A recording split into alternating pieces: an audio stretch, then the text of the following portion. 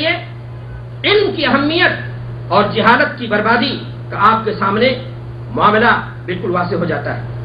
اہمیت علم کے لیے میرے بھائی اور دوستو، کیا وہ واضح اور شواہد براہین کافی نہیں جس میں کھلے طور سے اللہ تبارک و تعالیٰ نے علم کی اہمیت کو، فضیلت کو یوں بیان کیا ہے؟ اللہ تعالیٰ فرماتا ہے قُلْ هَلْ يَسْتَوِي الَّذِينَ يَعْلَمُونَ وَالَّذِينَ لَا يَعْلَمُونَ، کیا وہ لوگ جن کے پاس علم ہے، جس کے ذریعہ اپنے آپ کو پہچان سکتے ہیں، جس کے ذریعہ اپنے خدا کو پہچان سکتے ہیں، جس کے ذریعہ اپنے مقصد وجود کو پہچان سکتے ہیں، جن کے پاس علم ہے اور جن کے پاس علم نہیں ہے، دونوں برابر ہو سکتے ہیں؟ تو جاہل میرے بھائیوں، جہالت ایک بربادی ہے، جہالت ایک بیماری ہے، جہالت ایک نقص ہے، اور اس کے لیے یہی کافی ہے کہ اگر آپ کسی جاہل کو جاہل کہہ دو تو اس کو کیا ہوتا ہے؟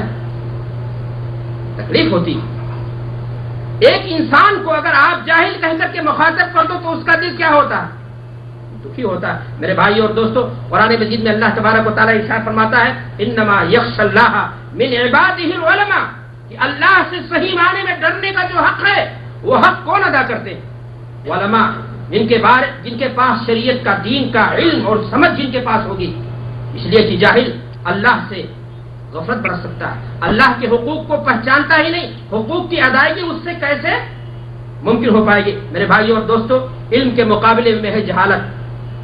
میں نے آپ سے کہا کہ جہالت یا جہل یہ علم کی ضد ہے، اور جاہل اسے کہا جاتا ہے جس کے پاس علم نہ ہو۔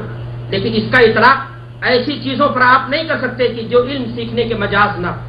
مثلا آپ دیوار کو جاہل کہیں، حیوان کو جاہل کہیں، ایک گدھے کو جاہل لوگ کہہ دیں، مجازن تو ممکن ہے لیکن وہ علم سیکھنے کا مجاز نہیں ہے، اس کو جاہل نہیں کہا جا سکتا۔ علم سیکھنے کا حقدار، علم سیکھنے کے مجاز کون ہے؟ انسان۔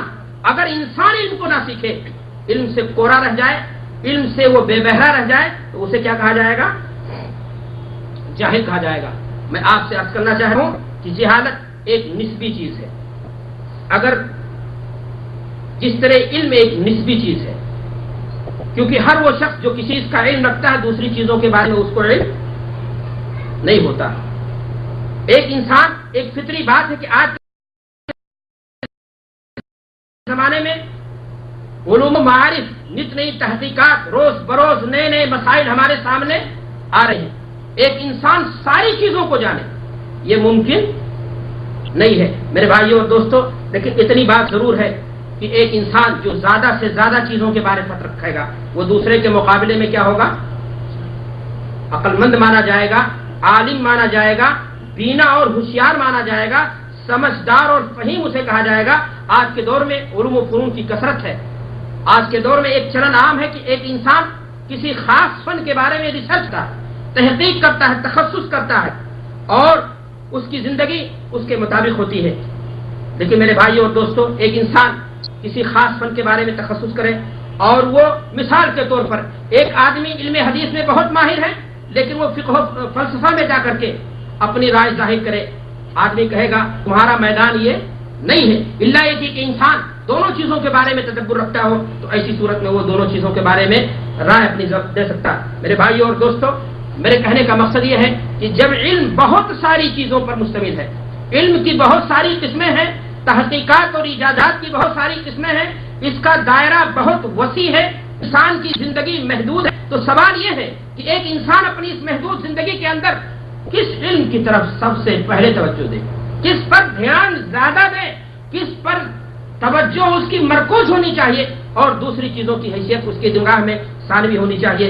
میرے بھائیوں، اس سوال کا جواب تفصیل طلب ہے، لیکن میں اختصار کے پیش نظر میں آپ کے سامنے اتنا ضرور کہنا چاہوں گا کہ سب سے زیادہ اہمیت کا حامل اور سب سے زیادہ اول اور اعلیٰ درجہ اس علم کو حاصل ہے جس سے انسان کو معرفت الہی حاصل ہو، جس سے انسان کو کیا حاصل ہو؟ اپنے رب کی پہچان حاصل ہو۔ اس کے بعد خود شناسی، اس علم کی حیثیت حاصل ہے جس کے ذریعہ انسان کو اپنی معرفت حاصل ہو، اور اس کے بعد انسان کے لیے اخیر میں درجہ آتا ہے جہاں شناسی کا، کہ دنیاوی علم جو ہے، ڈاکٹری کا، انجینئرنگ کا، بجلی کا، الیکٹریشین کا اور دیگر چیزوں کا۔ میرے بھائیوں اور دوستو، علم کا دائرہ کتنا بھی وسیع ہو جائے، لیکن علم کی جو میں نے 3 تقسیم کی ہے، خدا شناسی، خود شناسی، جہاں شناسی، ان 3 عنوان کے تحت تمام علوم عالم اس کے اندر کیا ہے؟ داخل ہے. لیکن ان تینوں میں سب سے زیادہ اہمیت کس کو حاصل ہے؟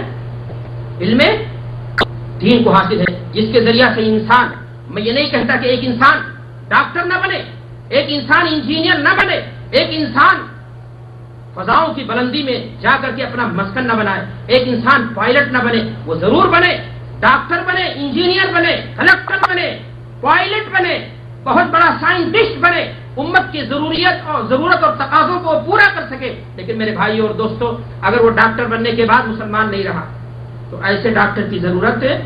یعنی ایک انسان کے لیے ضروری ہے کہ وہ اپنے اس علم کو، اس دین کے علم کو، جس کے ذریعہ سے اللہ کی معرفت ہو سکتی ہے، جس کے ذریعہ سے بنیادی چیزوں کی معرفت ہو سکتی ہے، جس کے ذریعہ سے خالق اور مخلوق کا کیا تعلق ہے، رشتہ ہے، اس قدر جاننا ہر مسلمان کی یہ دینی ذمہ داری بنتی ہے. میرے بھائیو اور دوستو، قرآن مجید نے اپنے تفصیلاً لکل صحیح ہونے کا دعویٰ کیا.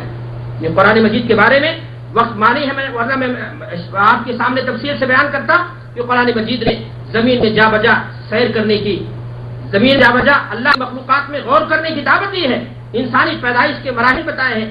صدیوں بیشتر قرآن مجید نے کتنی ایسی چیزوں کے بارے میں اشارہ کر دیا ہے جو آج سائنٹسٹ، بڑے بڑے محققین کے سامنے جدید چیز سمجھی جاتی ہے. قرآن مجید نے ان تمام چیزوں پر زور دیا، لیکن انسان اسی کا ہو کر رہ جائے، دین سے جاہل ہو جائے، دین کی اسے معرفت نہ ہو، نماز اور روزہ تک اس کی صحیح نہ ہو، سورہ فاتحہ تک اس کو یاد نہ ہو، قرآن کی 2 آیتیں بھی نہ پڑھتا ہو، اللہ کی وحدانیت کو نہ سمجھتا ہو، اپنے مقصد وجود کو نہ جانتا ہو، پھر میرے بھائی اور دوستو دنیاوی علم کی حیثیت پھر ایسی صورت میں کوئی چیز نہیں رہ جاتی ہے.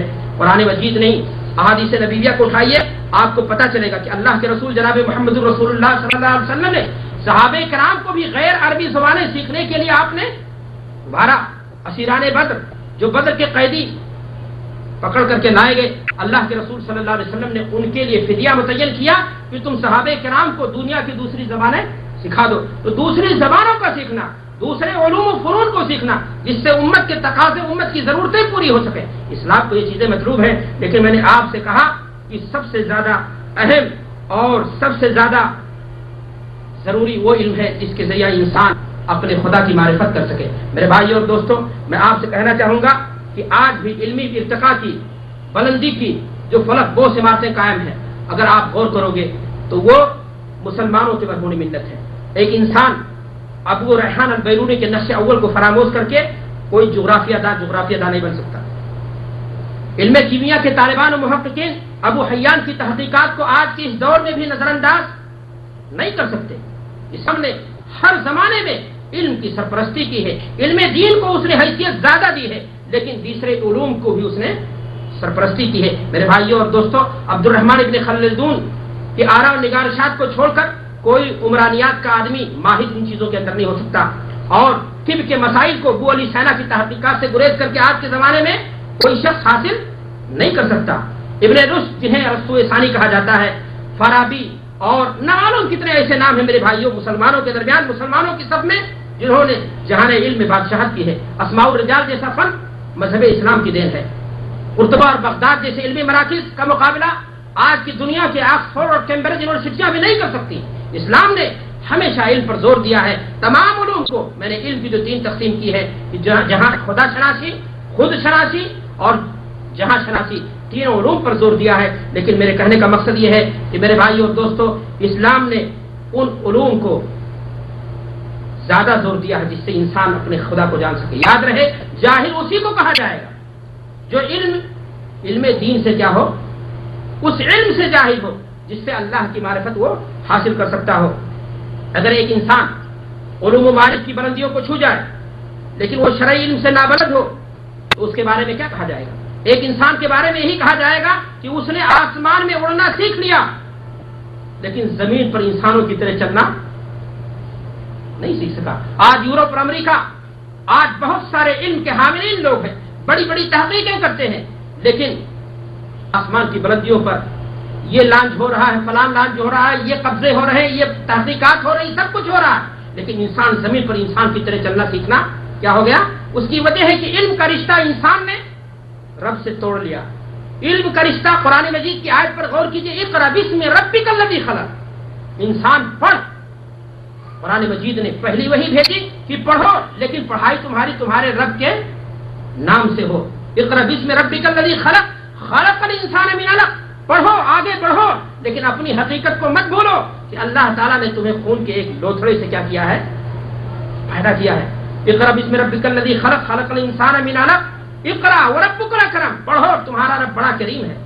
الذی علم الانسان بالقلم علم الانسان بالقلم علم الانسان ما لم يعلم، انسان پڑھو، آگے بڑھو، اپنی حقیقت کو یاد رکھو کہ جب آگے بڑھ جانا تو اللہ کی حقیقت کا انکار تم، اللہ کی وحدانیت کا انکار تم، گاڈ از نتھنگ، اپنے علم پر اتنا بھروسہ تمہیں ہو جائے، کہو کہ ساری طاقت انسان کے ہاتھوں میں ہے، انسان جو چاہے اپنی تقدیر کو لکھ دے، انسان جو چاہے، تو پھر زلزلے آتے ہیں، آزمائشیں آتی ہیں، بڑے بڑے سائنٹسٹ، بڑی بڑی مشینیں بیکار کیوں ہو جاتی ہیں؟ میرے بھائیوں اور دوستوں، میں عرض یہ کر رہا تھا کہ اسلام نے جہالت کی تمام وادیوں کو تیرا اور تاریک کرنے کی کوشش کی، اس کو کاٹ دینے کی کوشش کی ہے، لیکن اسلام نے اہمیت اس علم کو دی ہے جو علم انسان کو اللہ کی معرفت دلاتا ہے، ورنہ انسان پڑھ لکھ کر کے بھی جاہل ہوگا۔ قرآن مجید میں اللہ تبارک و تعالیٰ فرماتا ہے وَلَٰكِنَّ أَكْثَرَ النَّاسِ لَا يَعْلَمُونَ يَعْلَمُونَ ظَاهِرًا مِنَ الْحَيَاةِ الدُّنْيَا، ایک انسان جو ڈاکٹریٹ کی ڈگری لیے ہوئے ہے،